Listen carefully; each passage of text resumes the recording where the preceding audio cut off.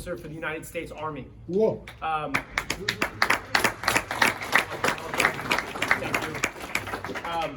Major Kranch's journey in the military began in 2001 as an explosive ordnance disposal technician. You've seen the movie Hurt Locker? It's exactly what it was. After 7 years as an EODT, he transitioned and became a signal officer, which served as the catalyst for his passion and enthusiasm for cybersecurity. Despite his seniority today as a cyber operations officer, Major Kranch is adamant about staying hands-on, spending most of his time hitting the keys, supporting the mission by gaining access to critical information, enabling early warnings to allies, and ensuring readiness to respond to adversaries. During his 24-year career, he played a pivotal role as a cybersecurity educator at West Point, helping to create cybersecurity courses and even coach the cyber team. As coach, took the cyber team to the President's Cup, where they were able to achieve one, if not more than one, top 5 finishes. So with that in mind, please help me welcome Major Michael Kranch. Thank you very much for joining us. How are you? How's everything? I'm doing good. I know I'm all at standing between you and CTF, right? So I'll try to be brief. I mentioned in the intro, 7 years playing Hurt Locker, incredible. Okay, as an explosive ordnance disposal technician. Then you transitioned into signal, and it served as the catalyst to cyber. What was it when you made that transition that caught your attention and has really served as that spark into this interest that's really driven another decade and a half of deep interest? And I mean, if you're spending 8 to 12 hours a day just hitting the keys, hacking in, breaking, you gotta love it. What was that spark? Yeah, so that's a great question. I got to hang out a little bit with the Penn State team, right? I know they're from New York, but I grew up in State College, Pennsylvania, the home of Penn State main campus, and I was what I would call a serial underachiever, right? Which really just means I was lazy. So I applied to Penn State, right? I'm from Penn State College High School. I'm a mile from the main campus, and I get my letter in the mail, and I get accepted to Penn State Altoona. Right, so they actually had a team member that was supposed to be coming here, so I hope if he's here, he didn't take that personally. But that was like an hour commute for me to and all my friends and stuff, and so that was really the catalyst for me to join the Army, right? I knew that I was not utilizing my potential. I was lazy. It would help me build that work ethic. I would get to travel, right, and I get to do really cool jobs, and so I would get to blow stuff up every day, and that's where I started to want to be in the bomb squad, that EOD technician, right? And so one of the things I really liked about it was a deeply technical job, right? A lot of the same things you guys are going to be doing in the CTF, you'll see there, right? This idea, a black box, like I would show up on an IED, and right, you would have to have enough background ahead of time to kind of guess how that would work inside, to be able to rely on yourself to solve that problem. It was one of those things that you really couldn't communicate at the time with a lot of other people. You can't use mics and things because those signals could potentially trigger what's going on there, right? And so it was really you and that problem in front of you, right? And now, and I found as I was going through school, cybersecurity in a lot of sense to be the same. I mean, an example I'll give you, I was just this past month, right? I'm 5 hop deep, right? I'm preparing to execute a mission plan. We're doing a thing, and all of a sudden an admin appears, right? You can see, so what I do, just to clarify, I do offensive cybersecurity operations, right, against our adversaries, and so, I'm there, and so what do I do at this point in time, right? I'm sitting there, I see an admin box. Is this where you just, pop smoke and run, right? Am I just gonna stay and to get out of there because something we have done has been caught? Am I gonna stay and observe what they are doing, or do I continue the mission, right, and potentially risk, the tools we're using, the infrastructure, the method we got to get there, and all of these things? And so I really like that, intense moment where I have to rely on myself because I don't have time to just say, hey, pause, right? Let me go ask someone what to do in this moment, right? So I think that's what I find really similar, and just the idea of even that, me telling you that that's my job, right? It's really cool. I don't think anywhere else that I can do that legally, right? And so to go from blowing stuff up all the time in Afghanistan to be doing that on a keyboard on a daily basis is pretty awesome. Incredible. A lot has changed since those days in Afghanistan. today you spend your time deep in hacking and trying to break in. And how is your view on this state of cyber, the state of the threat landscape? There's a lot, I mean, more of your personal point of view, there's a lot going on in the Army as well. Moving to cloud is a great priority. There's a lot coming out of ECMA. There's a significant focus to make this next transition to cloud an advantage for us as a warfighter, and obviously an integral role in it. But I'm just curious from your point of view, how have you seen it develop from your vantage point, and how does that influence kind of your view on things today?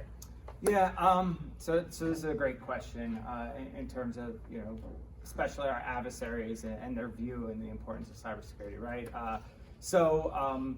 Coming out of really like World War II, right? It came kind of the have and have-nots in terms of having this asymmetric advantage. Anyone know what that asymmetric advantage we had coming out of World War II was? Anyone would gather a guess? Industry. Right, nuclear weapons, right? And it really became like all the people who either had a nuke in terms of the political power and the ability to like project that power, and those who didn't. And we've kind of carried that advantage as that group has grown a little bit, right? And then you see things like conventional warfare, Desert Storm in the 90s.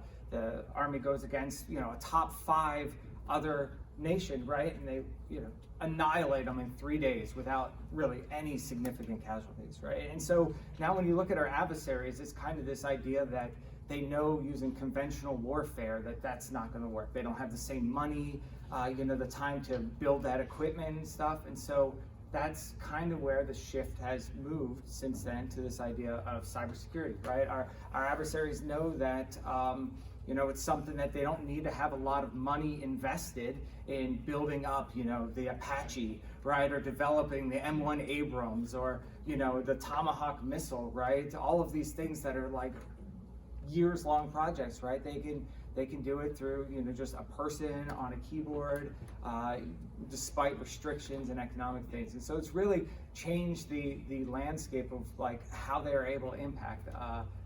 And so I think that cybersecurity really, some people say it might be the next, field in terms of that asymmetric advantage or not, but I mean, it's really where the war is fight. The other thing is that it is, less than direct conflict, right? We're in conflict with our adversaries every day, despite the fact that we are not like espoused at war, because that's what you're able to do, and so you're constantly able to push that boundary, and that's where events like this are I think super important, right? We talk about this huge need for cybersecurity talent out there to help protect our values, what this nation stands for, and so it's just so awesome to see so many young people in here doing something that CTFs are amazing out of. 2 questions about hacking, and then I want to talk about the experience. Top 5 of the President's Cup is significant, and so I do want to talk about that before we run out. First being, what do you feel separates a good hacker from a great hacker? I think that's an interesting. I mean, we touched on some of the things that are super important, right? Curiosity, and I think in another way is the fact that continual learning. Right, like I spent as much time continuing to get certifications, to go through training, despite the fact that I've been doing this now for a decade, and so every day I run into a situation that I don't know exactly what I'm supposed to do and need to learn something new. And I think every single speaker you've talked to has touched on the idea that you are continually learning. How Google, right? The idea of being able to research, that independent drive to do things. I think a really important thing for me also is passion, right? Like this is not a job that you can do for just money, right? If that's why you're here, and you can see, I mean, you wouldn't be here on a Saturday for a CTF if you're in this for just money, right? Like this is a thing, and that's one of the reasons I still do it, is that like this job is awesome.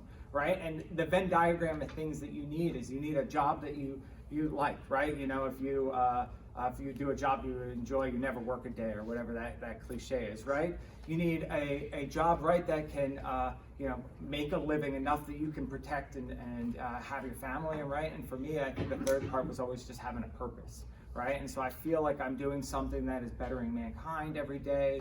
I'm doing something that I really love and enjoy, and I'm able to take care of my family, right? So I don't know where we started, but that's where I No, got. perfect.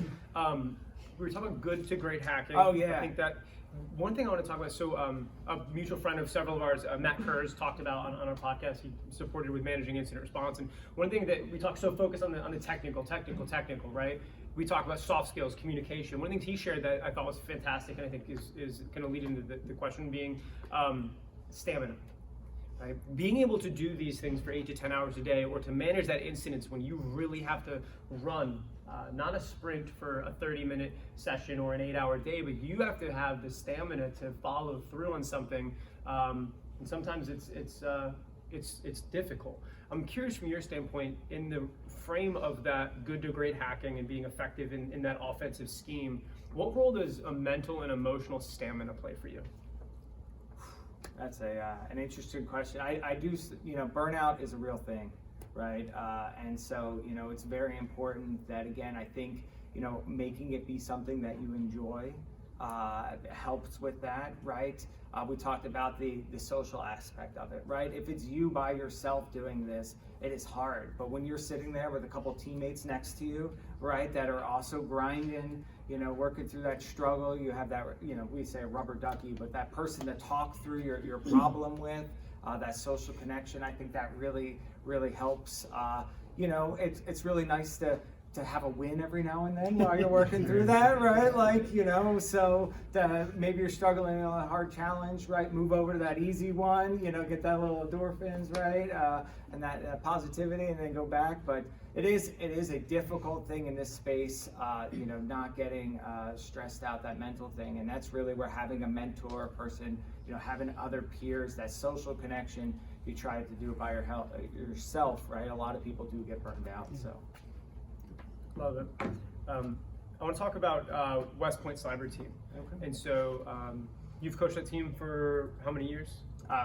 About 6 now. About 6, incredible. So what do you feel would you attribute to the success? I mean, was it the preparation?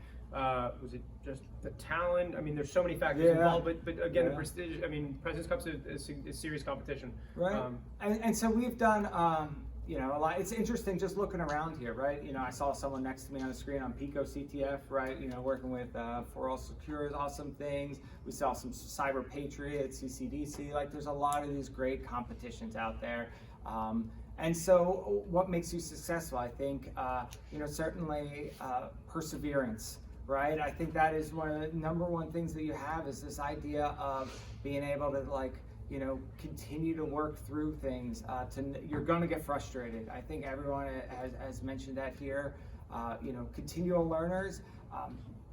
I will say that some of the best students that I've coached are not the ones that you would think, but they just love that space, and they are constantly learning, building this into things like their hobbies they do on the outside, and just so that's where they grow from, is just they continually do this. You just, to be an expert in anything, you got to put in time, right? And this is another thing that you're just going to have to put in time. It's nice to work with some talented people, right? So that's definitely helped with success, and the idea that on a team, you really have to have people, and it's been mentioned, know their own space, right? Like, everyone cannot be into web exploitation, right? We've got to have web exploiters. We've got to have reverse engineers. We've got to have people that are doing forensics, right? And we got to have that coder who can help us with the script and help us build our infrastructure, right?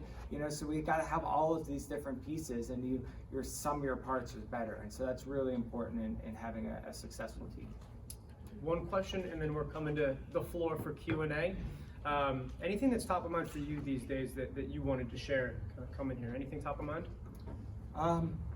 Honestly, no. I think I already hit on it with the thing. Is you guys are way ahead of where I was at this place. I feel like at a point in my career that I've been relatively successful, and so I think it's very important that you just stay passionate.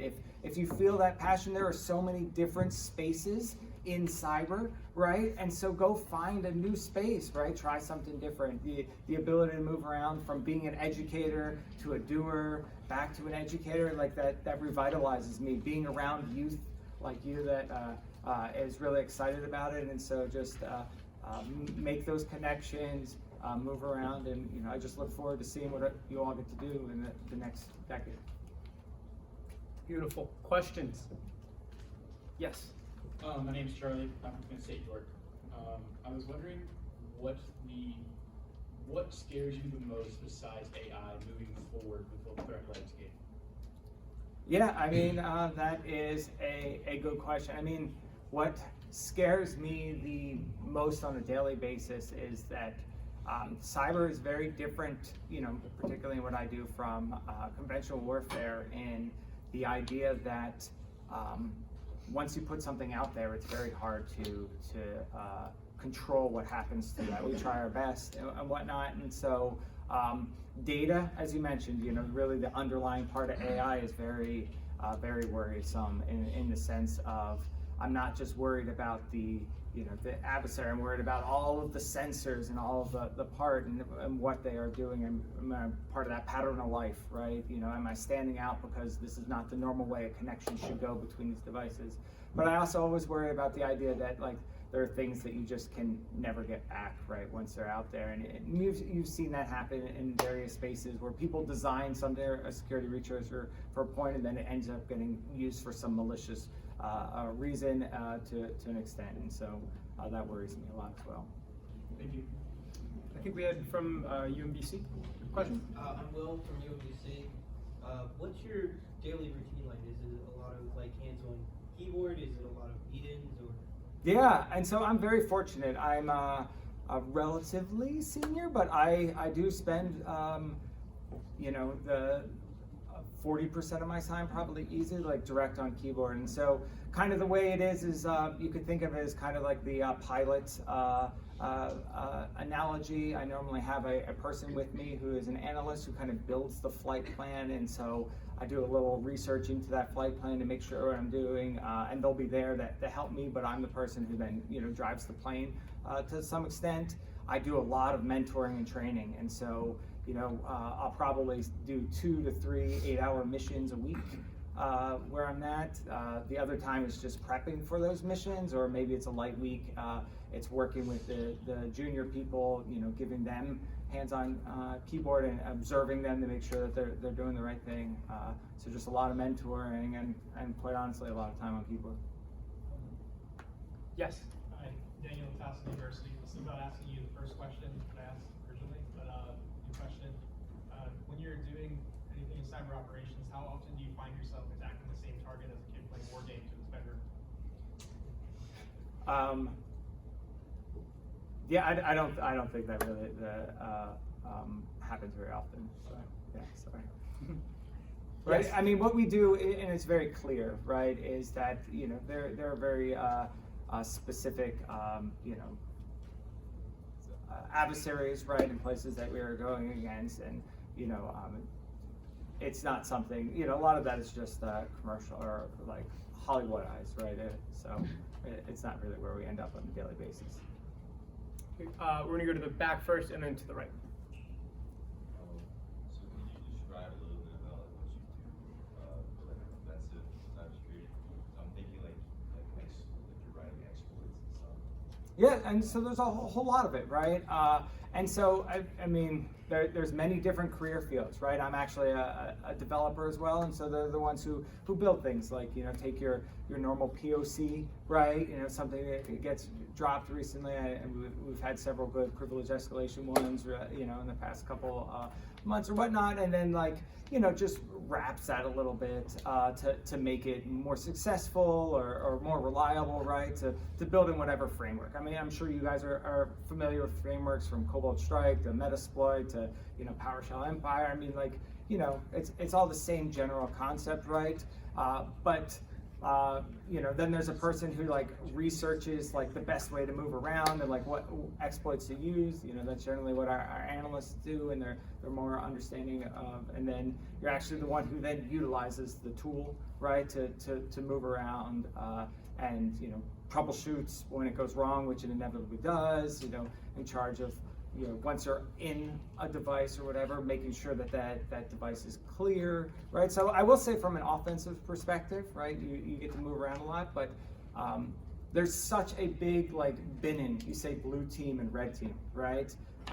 I would say that I do, even as a primary red teamer, I do 75% blue team, right? The idea of looking at my space, seeing who else has been there, right? Making sure that there's no, antivirus or something like that might be tripping me up, or someone else isn't even watching what I'm doing. I mean, those are, there's no malware there doing a thing. Like, those are things that you would consider, I think, traditionally blue team, but that's a big part of my job as well. Room for one, maybe two. Yes. What does your success rate look like, and have you ever discovered any zero days? I mean, so again, I am using things like there have certainly been spaces, right, and things, but I am not a developer, right? And so there's all like, that's not what I do now, and so but there are people out there that craft those things, right? And there's a whole process when that's developed, where adjudication of the risk, right? Letting people, there's a lot of public disclosure that happens, right? When that is, even when they define 0 days, right? Is it to let those companies know so they can fix them to protect people as well. But I'm primarily past that point where it has been like, mostly from, has been turned into a tool already, and then just the utilizer of that. One more question. Any takers? Going once. All right. So, Yes. do you find the skill set for offensive versus defensive is different, or do you find people mostly enter the offensive side after spending time on the defensive side, or red, blue, whatever terminology you like? Yeah, and so I think, right, we see that here today, right? That the overlap between offensive and defensive techniques is, as I said, what it's been is probably like 80%.